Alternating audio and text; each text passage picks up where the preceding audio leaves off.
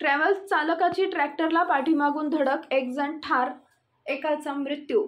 अज्ञात ट्रॅव्हल चालकाने रस्त्याच्या परिस्थितीकडे दुर्लक्ष करून ट्रॅक्टरला पाठीमागून धडक दिल्याने एक जणाचा मृत्यू झाला असून तिघे जण जखमी झाले असल्याची घटना 24 फेब्रुवारी रोजी पहाटे अंदाजे 5 वाजण्याच्या सुमारास सांगोला बायपास रोडवरील हॉटेल समोर घडली।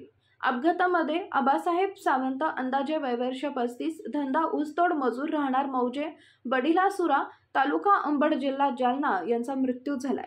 अपघाताची फिर्याद वाल्मिक पांघरे, राहणार मौजे वडिलासुरा, तालुका अंबड, जिल्हा जालना यांनी सांगोला पोलीस स्टेशनला दिली आहे। याबाबत अधिक माहिती अशी की दिनांक 23 फेब्रुवारी रोजी सायंकाळी 7 वाजण्याच्या सुमारास फिर्यादी मूळ गावी जालना येथे जाण्याकरता निघाले होते।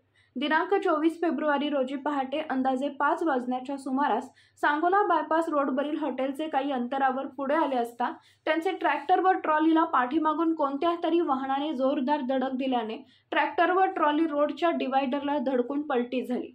यावेळी फिर्यादी यांच्या सोबत बसलेले आबासाहेब सावंत हे उडून रोडवर डोक्यावर आपटले। यावेळी वाहनास धडक मारणारे वाहन पाहिले असता ते नारंगी रंगाची लक्झरी बस होती।